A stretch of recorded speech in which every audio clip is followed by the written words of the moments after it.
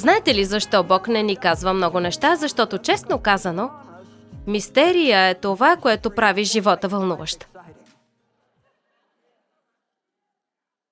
Дейв и аз си имаме приказка, че нещо сме си разменили ролите. Той гледа филми на Халмарк през цялото време.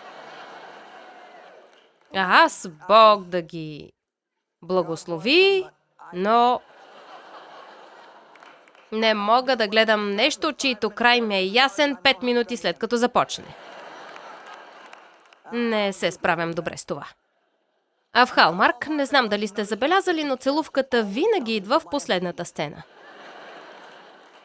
Чакаш целия филм, за да видиш тази целувка в последната минута. Харесвам мистерии. Харесвам нещо, което ще ме държи на ръба на стола.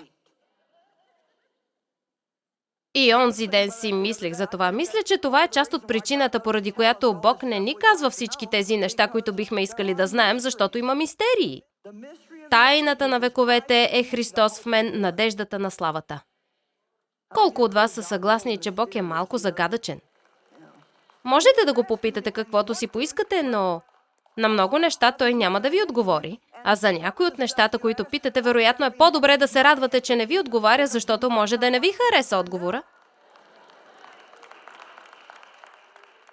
Боже, защо се случи това?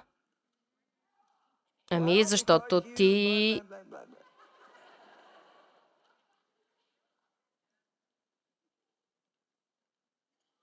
Вярвайте, че сте го получили и ще го получите. Не мога да ви кажа точно кога, тук идва изпитването на вярата. Но тук идва най-важната част от това, с която не се занимавахме много този уикенд, стих 25. И! Вижте, ние се вълнуваме от това, за което се молим. Слава на Бога! Кажете на планината да се премести, тя трябва да се премести. Слава Тебе, Исусе! Усещам Святия Дух. И, когато се молите, ако имате нещо против някого, простете му.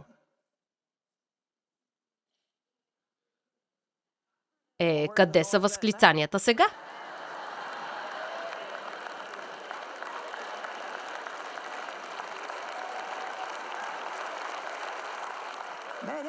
Тук настана гробна тишина. Не чух нито едно амин, нито едно алелуя. Нито един човек не се съгласи с мен дори тихо.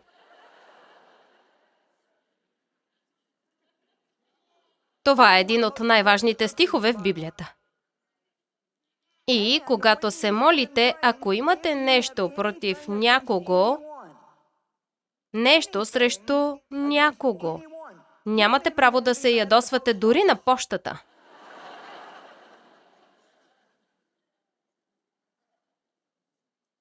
Прости им.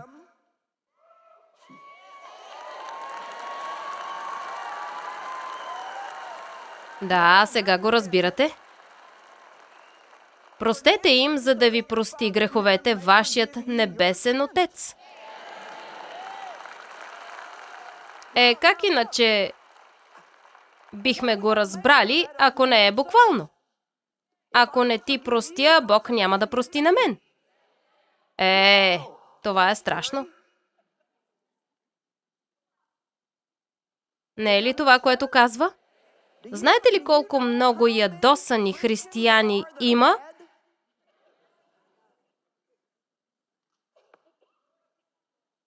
Ако попитам, но няма да си правя труда, защото съм питала достатъчно, за да знам вече.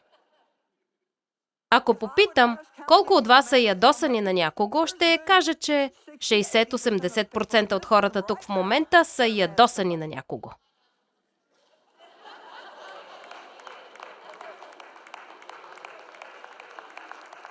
Но ще искате да приемете тази част от посланието, че се молим и получаваме всичко? Че сме силни в молитвата и че побеждаваме дявола. Ние харесваме тези неща. Точно така, дяволът няма да ме прегази. Но когато се стигне до това да простите на човека, който ви е наранил, ще кажете: това не е правилно, той не заслужава моята прошка. Знаете ли какво? Дори и да е така, вие заслужавате мир. Чухте ли ме? Нека попитам, кой от вас тук заслужава Божията прошка? Не заслужавате. Нищо ли не научихте?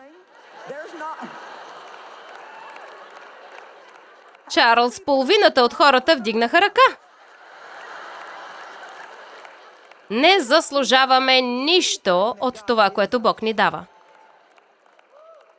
Заслужаваме да умрем и да отидем в ада.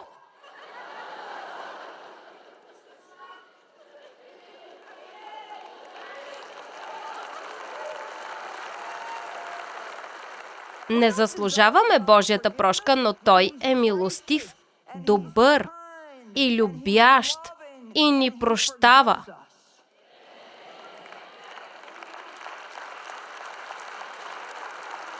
И очаква от нас да прощаваме на другите.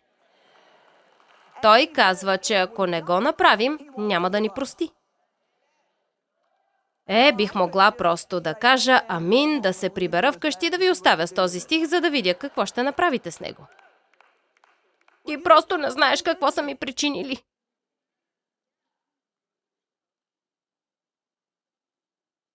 Знам какво ми стори баща ми и знам, че животът ми не вървеше на никъде, докато не му простих.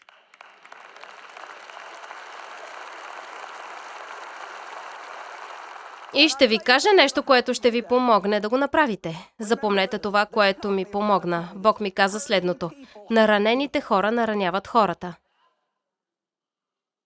Баща ми имаше нещо нередно в живота си. Той е израснал в кръвосмешение. И честно казано, мисля, че беше под демонично влияние. Той ми каза, когато беше на 80 години и когато най-накрая ми се извини, беше на 80. 80. И е носил това бреме през целия си живот. И това е, което ми каза: няма начин, когато ти беше малка и аз бях млад, да съм могъл. Нямаше начин да предотвратя това, което направих с теб. Той беше контролиран. Това не го прави нормално. Това не го прави правилно. Но можем да бъдем милостиви.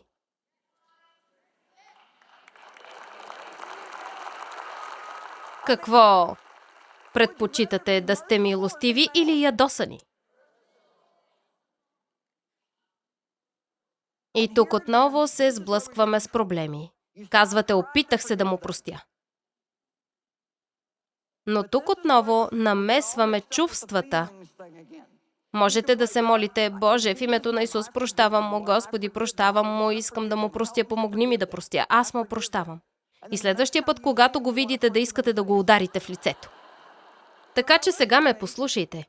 Защото като го видите и отношението ви не се е променило, вие приемате, че не сте му простили.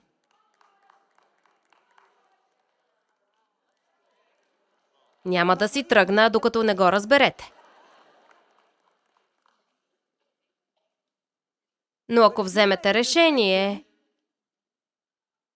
и направите това, което Бог ви казва, молите се да му простите, а след това се молите за него да бъде благословен. О, Боже!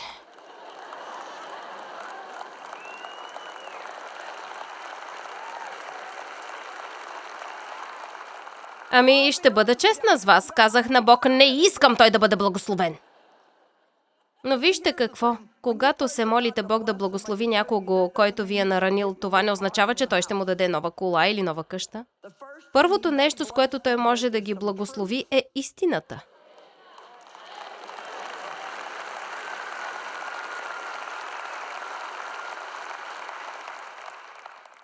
И тогава ще ви кажа как да добавите истинска сила в живота си. Искате ли да ви кажа? Този човек, който ви е наранил, който се е отнесъл несправедливо с вас, за когото сега се молите и го благославяте, въпреки че е трудно, и може би все още не се чувствате различно към него, но продължавате да казвате: аз изпълних своята част, направих това, което Бог ми каза да направя. Вижте, нашата част е послушанието, а чувствата оставяме на Бога. Не, чакайте. Сега, ако искате да добавите истинска сила в живота си, тогава, ако човекът има нужда от помощ, вие му помогнете.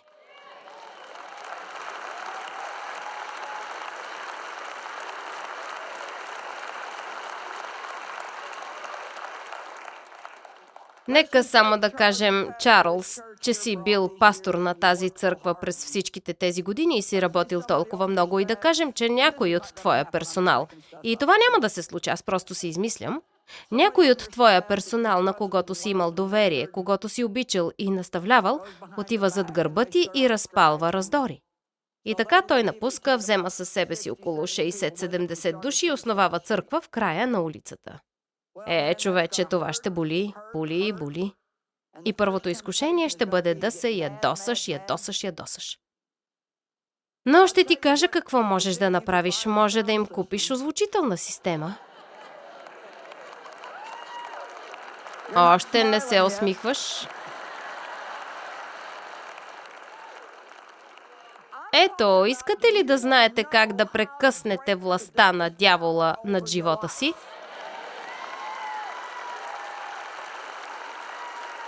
Купувате им озвучителна система и се молите Бог да ги благослови колкото желае.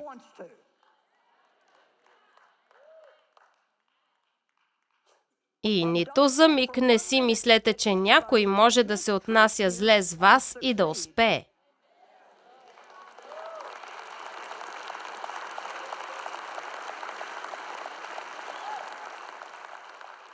Накарахте ме да говоря в посока различна от тази, която се предполага.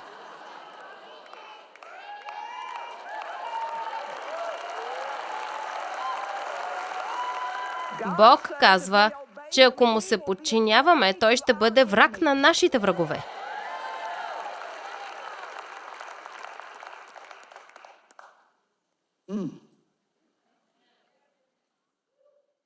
Когато Бог ме научи на това, се почувствах така, сякаш съм открила тайна бомба. Благославяйте враговете си, казва Библията, бъдете добри към онези, които са ви използвали и са злоупотребявали с вас. Това е, което казва Лука 6. Бъдете добри към тях, благославяйте ги. Ако врагът ти е жаден, дай му да пие. Ако е гладен, дай му да яде. Удовлетворете нуждите им. Помогнете им. Ако работите с някой, който е бил гадняр и да речем, чуете, че двигателят на колата му е гръмнал, колата му ще бъде в сервиз за 1 месец. Той не знае как ще пътува до работата си, ще трябва да ползва обществен транспорт. Ами ако предложите да се отклоните от пътя си и да го взимате всяка сутрин и да го карате до вкъщи всяка вечер? Обичам тези аплодисменти от съжаление.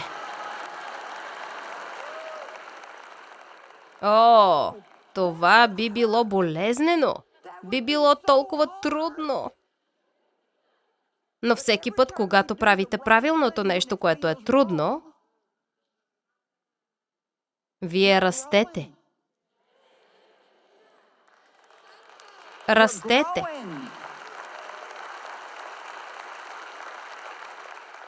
И не се шегувам, аз съм го правила. И искам да ви кажа какво. В момента, в който го направите, вие сте свободни.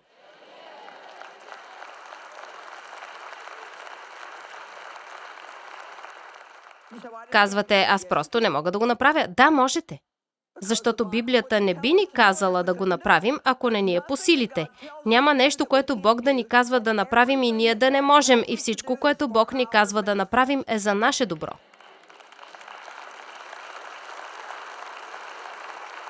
Спомнете си какво казах за чувствата, защото това обърква хората, когато стане дума за прошката. Мислите, че понеже не се чувствате различно, значи не сте простили, така че продължавате да заставате пред Бога в молитва, за да можете да простите на някого. Трябва да кажете, аз му простих, Боже, искрено се молих да простя. Моля се за него, моля се да го благословиш. Ако има нужда от помощ, ти ми покажи и аз ще помогна. И ще ви кажа какво, няма да мине много време и чувствата ще настигнат решението ви. О, струваше си да дойдете днес. И бих могла да ви дам примери от собствения си живот, но наистина искам да продължа. Да, това е страхотен стих, Марк 11. Каквото и да поискате. Вярвайте, че сте го получили и ще го получите. Ура! Бог е толкова добър. И винаги, когато се молите, ако имате нещо, каквото и да било, срещу някого, простете му, забравете го и го оставете.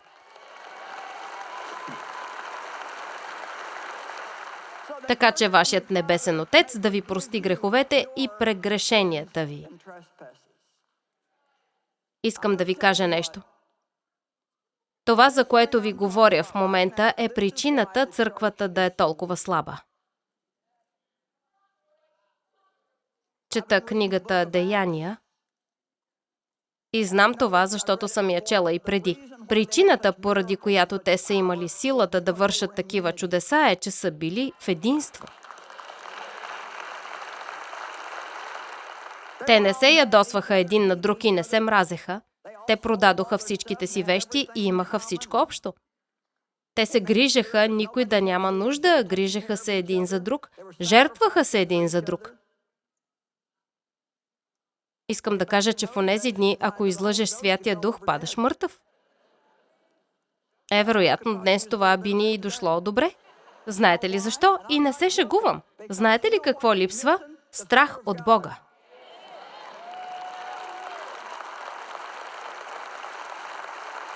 И ще ви кажа нещо и това е самата истина.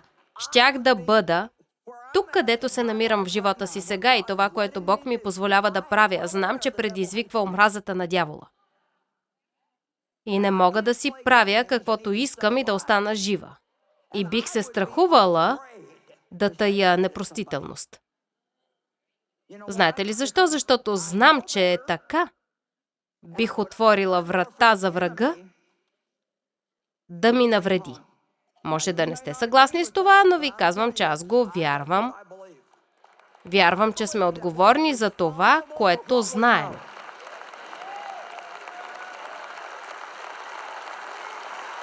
Ние сме отговорни за това, което знаем. Да знаеш какво е правилно и да не го вършиш, това е грях.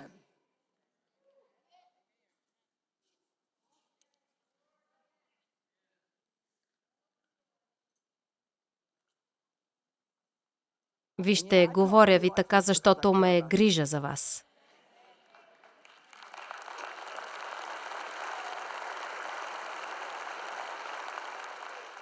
Надявам се и се моля преди да умра да видя църквата на власт.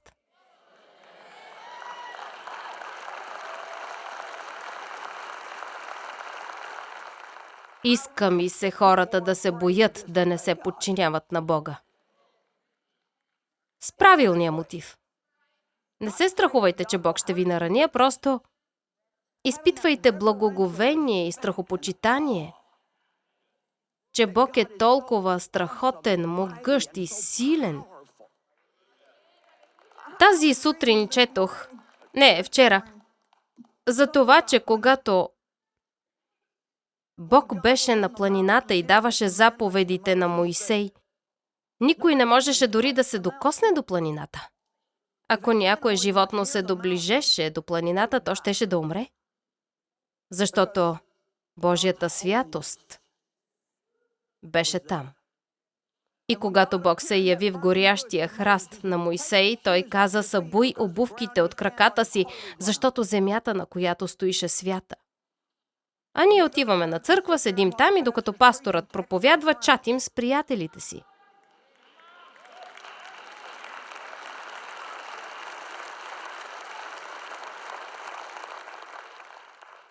Ставаме и излизаме по време на призива и се блъскаме с тези, които имат нужда от спасение и излизат напред.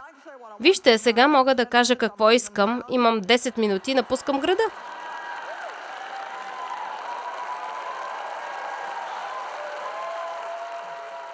И докато се върна, ще ме обичате отново. Това е истина. Ние дори трябва да казваме на хората как да се обличат. Вижте, ако сте жена, не е нужно всички да виждат под полата ви и в деколтето ви.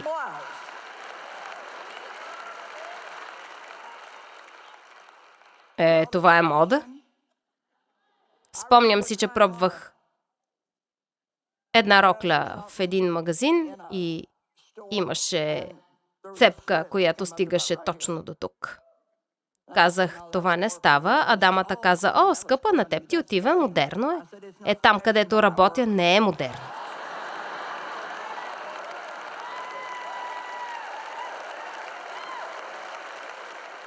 Библията казва: излезте от сред тях и се отделете, не казва да излезете и да бъдете като тях.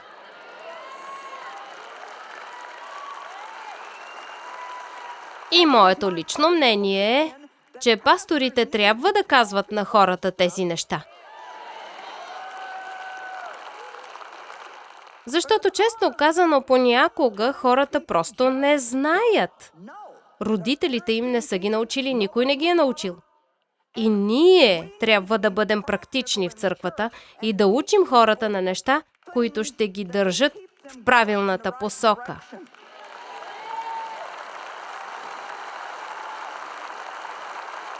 Преди да излезете от дома си сутрин, погледнете се в огледалото и си кажете: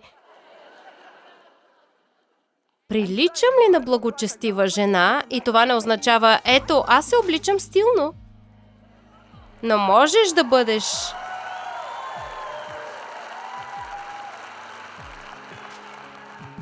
да бъдеш красива и свята.